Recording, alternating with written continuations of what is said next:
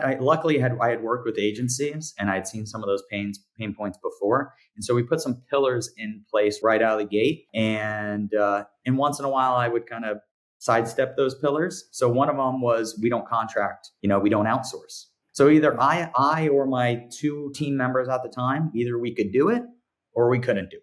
And we were really transparent about that. We didn't say we could do it and then, go find someone to do it. But there was a few times where I tried to, bring on a partner, especially in the SEO and PPC world, where you really think that should be something easy to outsource. And then next thing you know, you're not getting the reports on the time you should be getting your reports, and the client's asking you, why don't I have that report? And so there's a few times, where I stepped outside that, that pillar of not outsourcing, not using contractors, and it didn't work out. So that just meant, hey, okay, well, then we need to ensure that we have enough clients where it makes sense for us to bring on an SEO specialist, or it makes sense for us to bring on a PPC specialist. And that's what we started doing. So to this day, if you ask us, hey, Ryan, we need you to do a, public relations strategy, which I always use as an example because we are not a PR firm. I'm straight up with our clients and say, hey, that's something we can quarterback. We can bring a partner to the table. We're going to be transparent. You're going to sign a contract with that PR partner. It's going to be separate from our contract. We're more than happy to project manage that relationship and be a part of that conversation, but we don't do PR.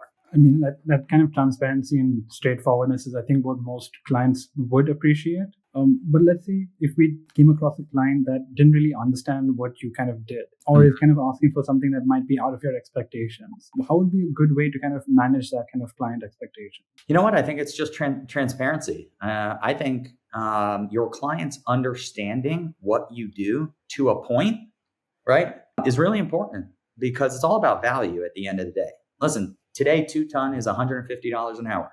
If you're hiring us just to move a mouse around and make some graphics for you, we are too expensive, right? You have to see the value in it. You have to see the value in our opinion on what we should be creating with that mouse.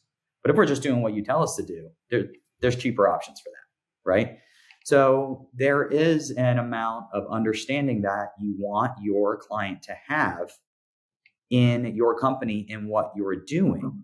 And then eventually they'll tell you, which I've been told several times, it's like, okay, Ryan, that's enough. You're going too in depth for me. I don't need to know everything. And I go, okay, but I just want you to really understand. I want you to understand and see the value. I want you to know that launching a website, yeah, you can go get someone to build you a website for $500, but let me show you what we do.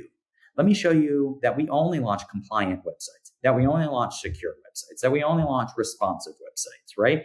Like, let me show you how much time that takes to even prepare a website for launch, let alone design it, build it, and then launch it, right? I want my clients to see that. I want them to see the value in our relationship, because there are cheaper options. So about half of what we do for our clients, they can't do themselves, right? They need us to do. But the other half, they could do themselves, but probably shouldn't be. We should be doing it. Yeah. And I always use the example of, I can mow my own lawn, but I don't, right? Should I? Was that where my time is best placed, right? And it's not.